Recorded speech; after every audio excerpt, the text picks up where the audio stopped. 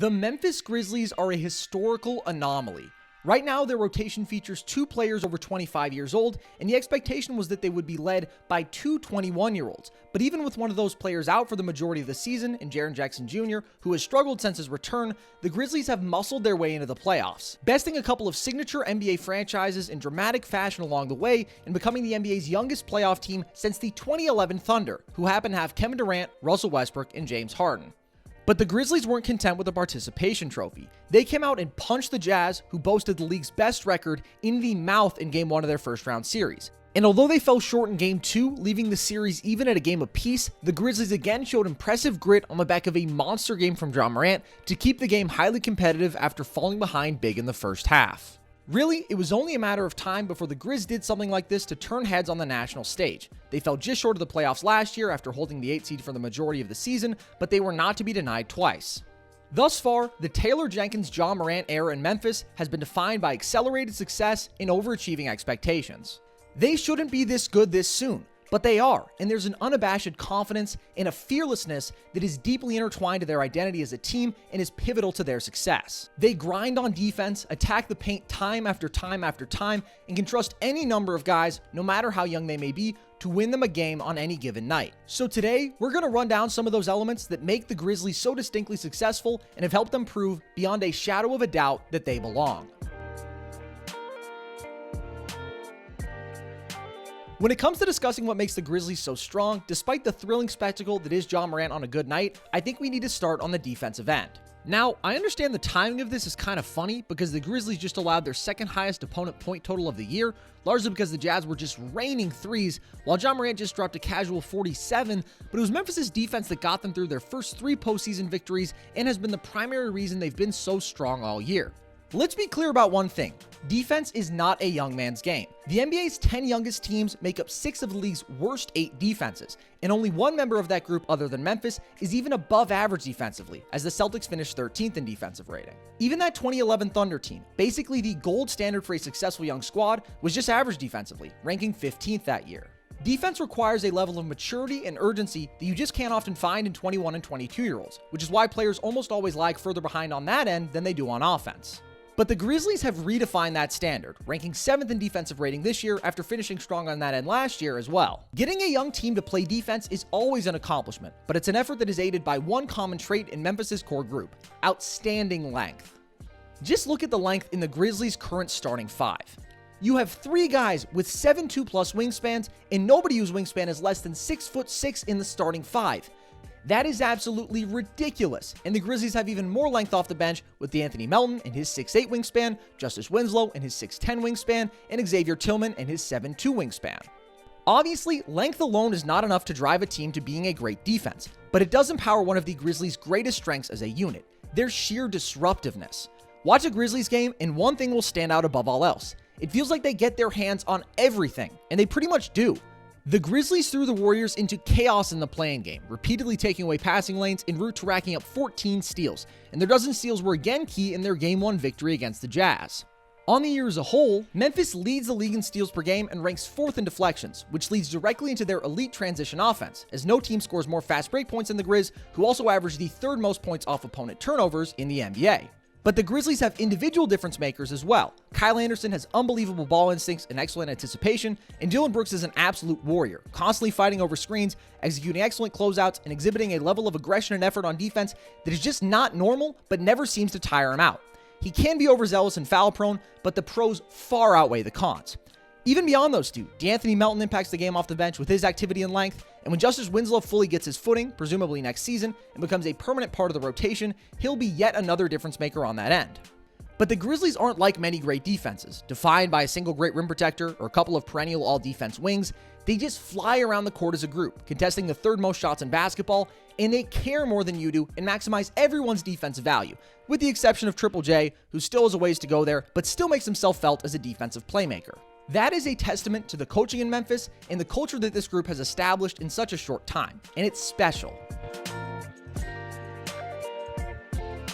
As impressive as Memphis' defense is, you don't get to the playoffs without having a capable offense as well, and the Grizzlies have one. In an era defined by volume perimeter shooting, Memphis has found their way to success with an offense that is, instead, predicated on interior dominance, a strength that has been put on full display in the first 2 games against the Jazz, as Memphis has repeatedly attacked both Rudy Gobert and Derek Favors, scoring 62 points in the painted area in each game against the best interior defender of the last decade. This dominance is certainly a collective effort, but here we'll focus on the 2 players who drive it the most, Ja Morant and Jonas Valanciunas. Obviously, the nature in which these 2 players dominate the paint couldn't be more different. For Morant, who scores the 7th most points in the paint of all guards in basketball, that interior scoring is predicated upon his explosiveness from the perimeter, as few players possess a quicker first step than Ja. And he also has the ball on a string and some nifty change in pace. Once he gets into the paint, Morant shines due to his elasticity as a finisher. He's a master of difficult scoops and is perhaps the best in the league at making acrobatic adjustments in the air, while he also relies heavily on a floater that isn't overwhelmingly efficient, as he's hit just 42% of them on the year, but is enormously valuable. In late game scenarios, as we saw versus the Warriors in the play-in, that floater gives Morant a look that is next to impossible to take away, and it was crucial to him carving up Utah in Game 1, when Ja was able to knock down 4 of 7 floaters, creating good looks for himself against Gobert and the Jazz defense without senselessly testing him in the restricted area, where Gobert is at his absolute best every time. In Game 2, his even more unabashed aggression also earned him a remarkable 20 free throws and saw him repeatedly impressively finish through contact. Regardless of the matchup or scenario, Ja also makes the Grizzlies a constant force in transition, piloting the league's highest scoring fast break offense with his top-end speed and playmaking. Although the Grizzlies aren't playing quite as fast as they were last year, few teams are better at getting out and running, and Ja is undeniably the driving force behind all of that, which leads to lots of good looks in the paint. Now, Ja isn't always overwhelmingly efficient as a scorer. In fact, he scored at comfortably below average efficiency this year, as a lot of his attempts are pretty tough finishes, and big scoring nights for Ja in the year didn't always mean a win for the Grizz. But his ability to get into the paint and collapse defenses leads into his greatest strength, which is creating for others, as Ja has outstanding vision and the ability to levitate around the rim and dissect the defense in a way that is incredibly rare. The way in which Ja scores also means that, in a battle of attrition like we see more and more in the playoffs, you can't take him away. Whereas other guards may fade if their outside shot isn't falling, Ja is going to keep coming at you. And I don't think it's a coincidence we've seen him have some of his biggest scoring nights in Memphis' most meaningful games thus far. He has scored 73 points in 2 playoff games with just 2 made threes against a top 5 defense. That is just unrelenting aggression that is the mark of a player who will not go away. Although Ja is certainly Memphis' most terrifying weapon, Valanciunas is another guy who you just can't take away. He scores the 6th most points in the paint in the league and does a huge portion of his work out of the post, averaging the 8th most post-ups in the league. Valanciunas is nearly unstoppable there, utilizing a combination of brute force and deft touch to average 17 points per game on 59% shooting. He's also an above-average rollman and is exceptional on cleanup duty, having averaged the most second-chance points in basketball this year, and is a huge reason that the Grizzlies as a team rank 4th in the NBA in offensive rebound percentage and lead the league in second-chance points. This all-around steady diet of good offense means even a player like Gobert struggles to take away Valanciunas, as Jonas is still the stronger of the two, and his vintage hook is largely unaffectable no matter how long you are. But in most matchups, Valanciunas is nearly uncoverable, as very few teams possess the kind of traditional big who can challenge him in the interior. Thanks to this interior dominance, the Grizzlies have been able to win at a far above average clip when they do have off shooting nights, as we saw in their grinded out victory over San Antonio in the play-in, in that Game 1 upset of the Jazz, and even in their ability to be explosive in Game 2 against Utah and score nearly 130 with just 7 made threes, because they're uniquely equipped to turn to their counter on the inside. On the year, Memphis is a very respectable 15-19 when they make just 1 of every 3 triples they take or worse, which marks a significant off night as the league average 3-point percentage is near 37. They're also effectively 500 when they make 11 threes or less, which is well below the league average of nearly 13 per game and marks another off night there.